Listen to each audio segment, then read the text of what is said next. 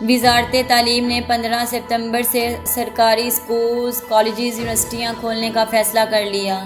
اسکولوں کی صفائی ستھرائی 10 ستمبر تک مکمل کرنے کا حکم نامہ جاری کر دیا۔ وزارت تعلیم نے 190 روز کی بندش کے بعد 15 ستمبر سے سرکاری اسکولز، کالجز، یونیورسٹیاں کھولنے کے فیصلے پر صوبے کے تمام 36 اضلاع کے تعلیمی افسران کو ستمبر کے پہلے ہفتے میں تمام سرکاری اسکولوں کو کھول کر ان میں مکمل صفائی ستھرائی، اگی ہوئی گھاس کاٹنے، جڑی بوٹیاں تلف کرنے، چھتیں صاف کرنے، پانی کی لیکیج ختم کرنے، شجرکاری کرنے، اسکولوں کے داخلی راستوں، راہداریوں میں کورونا SOPs اور ڈینگی حفاظتی بینرز لگانے کے احکامات جاری کر دیے ہیں۔ تمام سرکاری اسکولوں میں کورونا اور ڈینگی بچاؤ سپرے کرنے، تمام کلاس رومز کے پنکھے درست کرنے، بجلی کی لٹکی تاریں درست کرنے کی ہدایت بھی جاری کر دی گئی ہے۔